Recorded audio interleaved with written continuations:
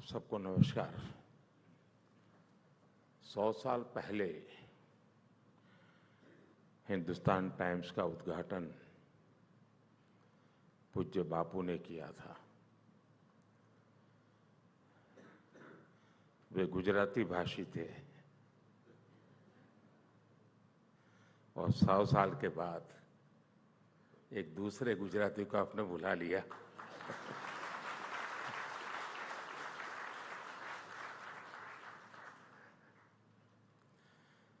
इस ऐतिहासिक यात्रा के लिए मैं हिंदुस्तान टाइम्स को और 100 साल की यात्रा में जो लोग इससे साथ जुड़े हैं, जिन जिन लोगों ने खाद पानी का काम किया है, संघर्ष किया है, संकट झेले हैं, लेकिन टिके रहे हैं, वे सब आज बधाई के पात्र हैं, अभिनंदन के अधिकारी हैं। मैं आप सबको 100 साल की यात्रा बहुत बड़ी होती है। आप सब इस अभिनंदन के हकदार हैं और मेरी तरफ से भविष्य के लिए भी आपको अनेक अनेक शुभकामनाएं हैं। अभी जब मैं आया तो फैमिली के लोगों से मिलना तो हुआ ही हुआ, लेकिन मुझे 100 साल की यात्रा एक शानदार एग्जीबिशन देखने का अवसर मिला। मैं भी आप सबको कहूंगा, अगर समय है तो कुछ समय वहां बिता करके ही जाना। ये सिर्फ एक एग्जीबिशन नहीं है, मैं कहता हूं ये एक एक्सपीरियंस है। ऐसा लगा जैसे 100 साल का इतिहास आंखों के सामने से गुजर गया। मैंने उस दिन के अखबार देखे जो देश की स्वतंत्रता और संविधान लागू होने के दिन छपे थे। एक से बढ़कर एक दिग्गज महानुभाव हिंदुस्तान टाइम्स के लिए लिखा करते थे। Martin Luther King, Netaji Subhash Babu, doctor Shyama Prasad Mukherjee, Atal Bihari Vajpayee, doctor M S. Swaminathan, इनके लेखों ने आपके अखबार को 4 चांद लगा दिए। वाकई हम बहुत लंबी यात्रा करके यहां तक पहुंचे हैं। स्वतंत्रता की लड़ाई लड़ने से लेकर आजादी के बाद आशाओं के अथाह समंदर की लहरों पर सवार होकर हम आगे बढ़े हैं। ये यात्रा अपने आप में अभूतपूर्व है, अद्भुत है। मैंने आपके अखबार की खबर में उस उत्साह को महसूस किया जो अक्टूबर 1947 में कश्मीर के विलय के बाद हर देशवासी में था। हालांकि उस पल मुझे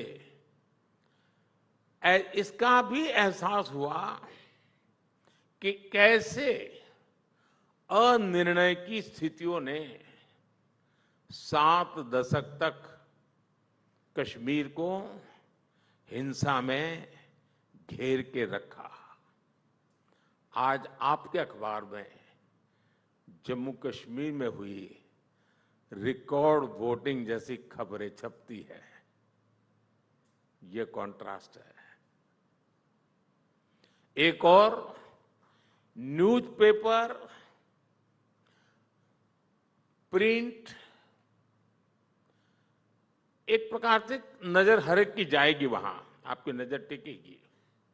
उसमें एक तरफ असम को अशांत क्षेत्र घोषित करने की खबर थी, तो दूसरी ओर अटल जी द्वारा बीजेपी की नींव रखे जाने का समाचार था। और यह कितना सुखद संयोग है कि बीजेपी आज असम में स्थायी शांति लाने में बड़ी भूमिका निभा रही है।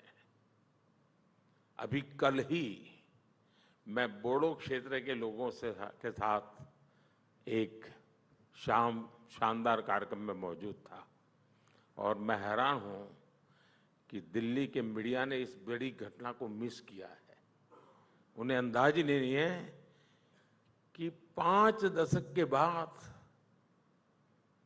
बम, बंदूक और पिस्तौल छोड़ करके, हिंसा का रास्ता छोड़ करके दिल्ली के छाती पर बोडो के नौजवान बोडो कल्चरल फेस्टिवल बना रहे हैं। इतिहास की बहुत बड़ी घटना है। मैं कल वहां था, मैं हृदय से फील कर रहा था। बोडो शांति समझौते कारण इन लोगों का जीवन बदल गया है। एग्जीबिशन के दौरान 26/11 के मुंबई हमले की रिपोर्ट्स पर भी मेरी नजर गई। ये वो समय था जब पड़ोसी देश की आतंकवादी हरकतों की वजह से हमारे लोग अपने घर और शहरों में भी असुरक्षित रहते थे। लेकिन अब स्थितियां बदल गई हैं। अब वहां के आतंकवादी ही अपने घर में सुरक्षित नहीं है। साथियों, हिंदुस्तान टाइम्स ने अपने 100 साल में 25 साल गुलामी के देखे हैं और 75 साल आजादी के देखे हैं। इन 100 वर्षों में जिस शक्ति ने भारत का भाग्य बनाया है, भारत को दिशा दिखाई है, वो है भारत के सामान्य मानवी की सूझबूझ, भारत के सामान्य मानवी का सामर्थ्य। भारत के सामान्य नागरिक के इस सामर्थ्य को पहचानने में बड़े बड़े जानकारों से अक्सर गलतियां हुई है। अंग्रेज जब भारत छोड़कर जा रहे थे तो ये कहा गया कि ये देश बिखर जाएगा, टूट जाएगा, इसका कोई भविष्य नहीं है। जब इमरजेंसी लगी तो कुछ लोगों ने मान लिया था कि अब तो इमरजेंसी हमेशा ही लगी रहेगी, अब लोकतंत्र गया। कुछ लोगों ने, कुछ संस्थानों ने इमरजेंसी थोपने वालों की ही शरण ले ली थी। लेकिन तब भी भारत का नागरिक उठ खड़ा हुआ और इमरजेंसी को उखाड़ फेंकने में बहुत ज्यादा समय नहीं लगा। आप याद कीजिए, जब कोरोना का मुश्किल समय आया तो दुनिया को लगता था कि भारत पूरे विश्व समुदाय के लिए बहुत बड़ा बोझ बन जाएगा। लेकिन भारत के नागरिकों ने कोरोना के खिलाफ एक मजबूत लड़ाई लड़कर के दिखाई। साथियों, आपको 90 के दशक का वो दौर भी याद होगा जब भारत में 10 साल में 5 चुनाव हुए थे। इतने बड़े देश में 10 साल में 5 चुनाव, देश में कितनी अस्थिरता थी। जानकारों ने, अखबारों में लिखने वालों ने भविष्यवाणी कर दी थी कि अब भारत को ऐसे ही गुजारा करना है, हिंदुस्तान में सब ऐसे ही चलने वाला है। लेकिन भारत के नागरिकों ने फिर से ऐसे जानकारों को गलत सिद्ध किया आज दुनिया में चारों तरफ अनसर्टेनिटी की, इंस्टेबिलिटी की चर्चा भी है और दिखता भी है। दुनिया के अनेक देश ऐसे हैं जहां पर हर चुनाव में सरकारें बदल रही है। वहीं भारत में लोगों ने तीसरी बार हमारी सरकार को चुना है। साथियों, आप में से अनेक साथियों ने लंबे समय तक भारत की पॉलिटिक्स और पॉलिसीज को ट्रैक किया है। पहले हम एक फ्रेज अक्सर सुना करते थे, good economics is bad politics. Expert कहे जाने वाले लोग इसे खूब बढ़ावा देते थे, लेकिन इससे पहले की सरकारों को हाथ पर हाथ रखकर बैठे रहने का बहाना मिल जाता था। ये एक तरह से बैड गवर्नेंस को, इनएफिशिएंसी को कवर करने का माध्यम बन गया था। पहले सरकार इसलिए चलाई जाती थी कि बस अगला चुनाव जीत लिया जाए। चुनाव जीतने के लिए एक वोट बैंक बनाया जाता था और फिर उस वोट बैंक को खुश करने के लिए योजनाएं बनती थी। इस प्रकार की पॉलिटिक्स ने सबसे बड़ा नुकसान यह किया कि देश में असंतुलित, असमानता, इसका दायरा बहुत बढ़ता गया। कहने को विकास बोर्ड लग जाता था, दिखता नहीं था। असंतुलित अवस्था ने, इस मॉडल ने जनता का सरकारों के प्रति विश्वास तोड़ दिया। हम आज इस विश्वास को वापस लाए हैं। हमने सरकार का एक पर्पस तय किया है। ये पर्पस वोट बैंक वाली जो पॉलिटिक्स होती है ना, उससे हजारों मील दूर है। हमारी सरकार का पर्पस, उसका उद्देश्य एक बड़ा है, विराट है, व्यापक है। हम progress of the people, progress by the people, progress for the people के मंत्र को लेकर चल रहे हैं। हमारा उद्देश्य नया भारत बनाने का है, भारत को विकसित बनाने का है। और जब हम इस विराट लक्ष्य को लेकर निकल पड़े हैं, तो भारत की जनता ने भी हमें अपने विश्वास की पूंजी सौंपी है। आप कल्पना कर सकते हैं, सोशल मीडिया के इस जमाने में मिस इन्फॉर्मेशन, डिसइन्फॉर्मेशन, सब कुछ चारों तरफ अपने पैर जमा करके बैठा है। इतने सारे अखबार हैं, इतने सारे चैनल्स हैं। उस दौर में भारत के नागरिक का विश्वास हम पर है, हमारी सरकार पर है। साथियों, जब जनता का विश्वास बढ़ता है, आत्मविश्वास बढ़ता है, तो देश के विकास पर एक अलग ही प्रभाव दिखता है। आप जानते हैं, पुरानी विकसित सभ्यताओं से लेकर आज के विकसित देशों तक एक चीज हमेशा से कॉमन रही है। ये कॉमन चीज है रिस्क टेकिंग का कल्चर। एक समय था जब हमारा देश पूरे विश्व के कॉमर्स और कल्चर का हॉटस्पॉट था।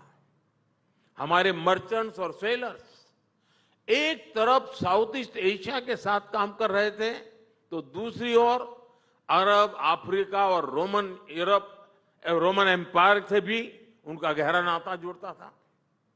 उस समय के लोगों ने रिस्क लिया और इसलिए भारत के प्रोडक्ट्स और सर्विसेज सागर के दूसरे छोर तक पहुंच पाए। आजादी के बाद हमें रिस्क टेकिंग के इस कल्चर को और आगे बढ़ाना था, लेकिन आजादी के बाद की सरकारों ने तब के नागरिकों को वो हौसला ही नहीं दिया। इसका परिणाम यह हुआ कि कई पीढ़ियां एक कदम आगे बढ़ाने और 2 कदम पीछे खींचने में ही गुजर गई। अब बीते 10 सालों में देश में जो परिवर्तन आए हैं, उन्होंने भारत के नागरिकों में रिस्क टेकिंग कल्चर को फिर से नई ऊर्जा दी है। आज हमारा युवा हर क्षेत्र में रिस्क टेकर बनकर उभर रहा है। कभी एक कंपनी शुरू करना रिस्क माना जाता था। 10 साल पहले तक मुश्किल से किसी स्टार्टअप का नाम सुनते थे। आज देश में रजिस्टर्ड स्टार्टअप की संख्या 1.25 लाख से ज्यादा हो गई है। एक जमाना था कि खेलों में और खेलों को प्रोफेशन के रूप में अपनाने में भी रिस्क था, लेकिन आज हमारे छोटे शहरों के नौजवान भी ये रिस्क उठाकर दुनिया में देश का नाम रोशन कर रहे हैं। आप सेल्फ हेल्प ग्रुप से जुड़ी महिलाओं का भी उदाहरण लीजिए। आज देश में करीब 10 करोड़ लखपति दीदी बनी है। ये गांव-गांव में उद्यमी बनकर अपना कोई बिजनेस चला रही है। मुझे कुछ समय पहले एक ग्रामीण महिला से संवाद करने का अवसर आया।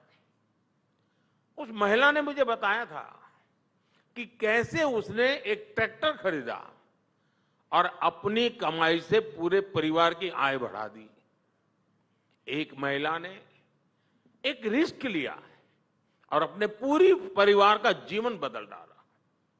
जब देश के गरीब और मिडिल क्लास के लोग रिस्क लेना शुरू कर दें, तब बदलाव सही मायने में दिखने लगता है। यही हम भारत में आज होते देख रहे हैं। साथियों, आज भारत का समाज अभूतपूर्व एस्पिरेशन से भरा हुआ है। इन एस्पिरेशंस को हमने अपनी पॉलिसीज का बड़ा आधार बनाया है। हमारी सरकार ने देशवासियों को एक बहुत यूनिक कॉम्बिनेशन दिया है। ये कॉम्बो इन्वेस्टमेंट से एम्प्लॉयमेंट, डेवलपमेंट से डिग्निटी का है। हम विकास का ऐसा मॉडल लेकर चल रहे हैं जहां इन्वेस्टमेंट हो, इन्वेस्टमेंट से एम्प्लॉयमेंट जनरेट हो, डेवलपमेंट हो और वो डेवलपमेंट भारत के नागरिकों की डिग्निटी बढ़ाए, डिग्निटी सुनिश्चित करें। अब जैसे देश में टॉयलेट्स बनाने का एक एग्जाम्पल है। मैं छोटी चीजें इसलिए हाथ पकड़ रहा हूं कि कभी कभी हमें लगता है इसका कोई मूल्य ही नहीं है, लेकिन इसकी कितनी बड़ी ताकत होती है मैं आपको उदाहरण से बताना चाहता हूं। हमारे देश में हमने एक मिशन लिया टॉयलेट बनाने का। देश की बहुत बड़ी आबादी के लिए ये सुविधा के साथ साथ सिक्योरिटी और डिग्निटी का भी माध्यम है। इस योजना की जब बात होती है तो अक्सर कहा जाता है कि इतने करोड़ शौचालय बने, ठीक है, बन गए होंगे, लेकिन ये जो शौचालय बने हैं ना, उनको बनाने में ईंटें लगी हैं, लोहा लगा है, सीमेंट लगा है, काम करने वाले लोग हैं, और ये सारा सामान किसी दुकान से गया है, किसी इंडस्ट्री से बना है, किसी ने किसी ट्रांसपोर्टर्स ने किसी के घर तक पहुंचाया है। यानी इससे इकोनॉमी को गति मिली है, बड़ी संख्या में जॉब क्रिएट्स हुए हैं। जब टॉयलेट बना तो लोगों का जीवन आसान हुआ। लोगों में सम्मान और स्वाभिमान का एक भाव पैदा हुआ और साथ ही इसने डेवलपमेंट को भी गति दी। यानी इन्वेस्टमेंट से एम्प्लॉयमेंट, डेवलपमेंट से डिग्निटी, इस मंत्र की सफलता जमीन पर दिख रही है। साथियों, एक और उदाहरण एलपीजी गैस सिलेंडर का है। पहले जब किसी के घर में गैस होती थी तो अड़ोस पड़ोस के लोग ये सोचते हैं कोई बड़ा व्यक्ति है, उसका बड़ा रुतबा माना जाता, उनके पास गैस का चूल्हा है। जिसके पास गैस कनेक्शन नहीं होता था वो सोचता था कि काश उसका खाना भी गैस के चूल्हे पर बनता। हालत ये थी कि गैस कनेक्शन के लिए सांसदों से, पार्लियामेंट मेंबर से चिट्ठियां लिखवानी पड़ती थी। ये और मैं 21वीं सदी की शुरू की बात कर रहा हूं, मैं ये कोई 18वीं शताब्दी की बात नहीं कर रहा हूं।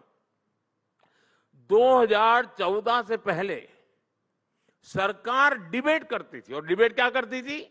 डिबेट ये होती थी कि साल में 6 सिलेंडर देने हैं या फिर 9 सिलेंडर देने हैं, इस पर डिबेट होती थी। हमने सिलेंडर कितने देने हैं इस डिबेट के बजाय हर घर गैस के चूल्हे का कनेक्शन पहुंचाने को प्राथमिकता बनाया। जितने गैस कनेक्शन आजादी के बाद के 70 साल में दिए गए, उससे ज्यादा हमने पिछले 10 साल में दिए। 2014 में देश में 14 करोड़ गैस कनेक्शन थे, आज 30 करोड़ से ज्यादा है। 10 साल में इतने कंज्यूमर बढ़ गए, लेकिन क्या आपने कभी सुना है कि गैस की किल्लत है? नहीं सुना है। हिंदुस्तान टाइम्स में छपा है? कभी नहीं छपा है। हुआ ही नहीं तो छपेगा कैसे? ये इसलिए नहीं सुनाई देता क्योंकि हमने एक सपोर्टिंग इंफ्रास्ट्रक्चर बनाया, उस पर इन्वेस्ट किया।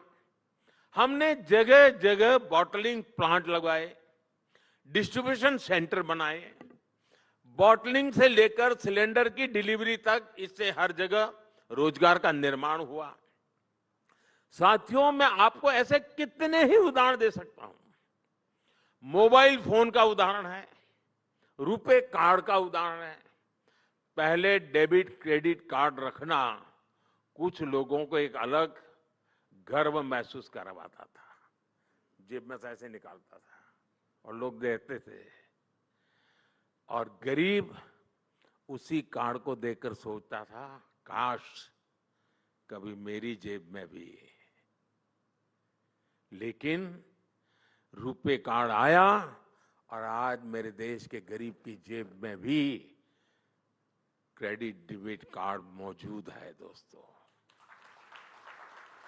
और उसी पल वो उसको बराबरी महसूस करता है, उसका सेल्फ रिस्पेक्ट बढ़ जाता है।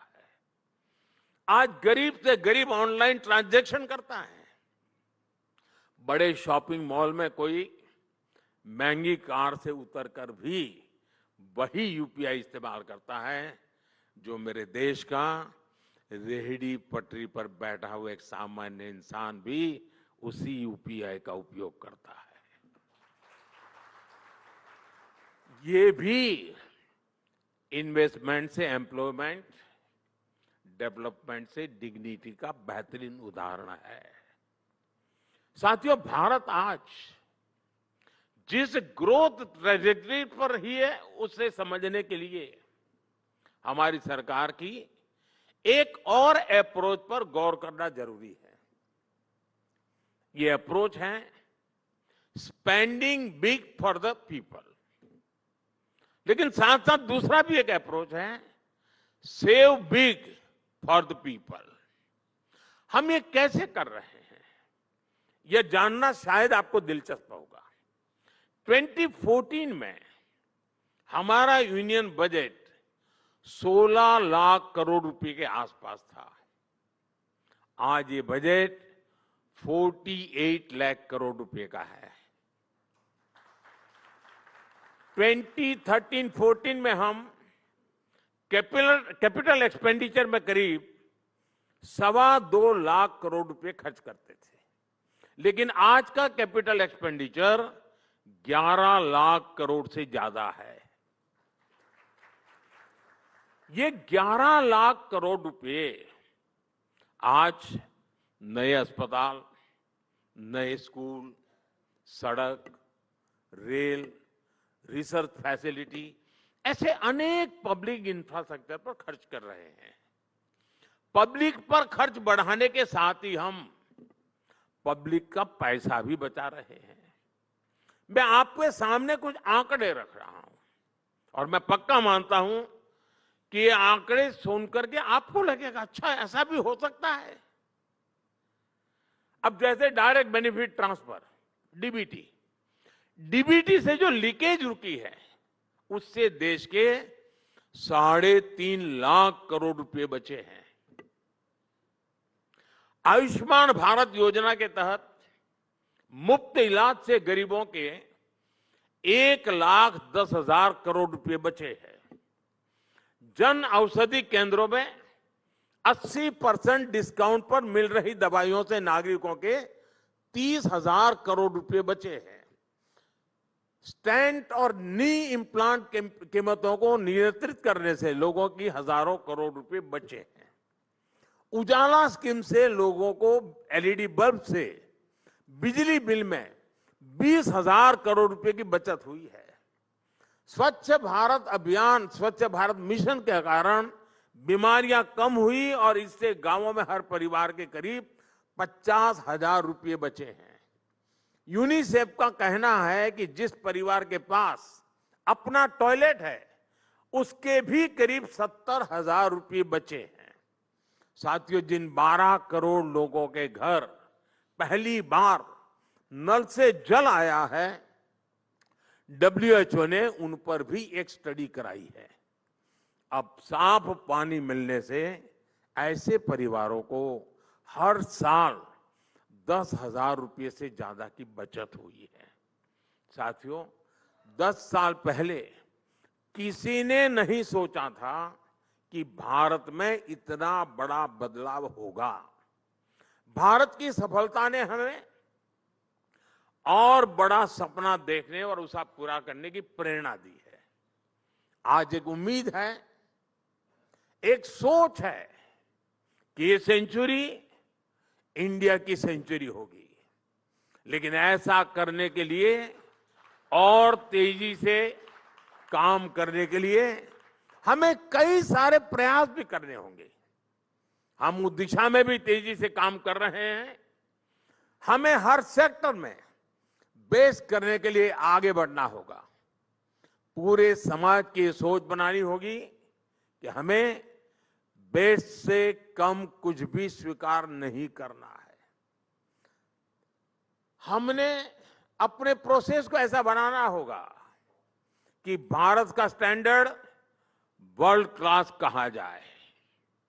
हमें ऐसे प्रोडक्ट्स बनाने होंगे कि भारत की चीजें दुनिया में वर्ल्ड क्लास कही जाए। हमारे कंस्ट्रक्शन पर ऐसे काम हो कि भारत का इंफ्रास्ट्रक्चर वर्ल्ड क्लास कहा जाए। शिक्षा के क्षेत्र में हमारा काम ऐसा हो कि भारत की एजुकेशन को वर्ल्ड क्लास स्वीकृति मिले। एंटरटेनमेंट के क्षेत्र में ऐसे काम हो कि हमारी फिल्मों और थिएटरों को दुनिया में वर्ल्ड क्लास कहा जाए। और इस बात को, इस अप्रोच को लगातार जनमानस में बना रखने के लिए हिंदुस्तान टाइम्स की भी बहुत बड़ी भूमिका है। आपका 100 साल का अनुभव विकसित भारत की यात्रा में बहुत काम आएगा। साथियों, मुझे पूरा विश्वास है कि हम डेवलपमेंट की इस पेस को बरकरार रखेंगे। बहुत जल्द हम दुनिया की तीसरी सबसे बड़ी इकोनॉमी बनेंगे।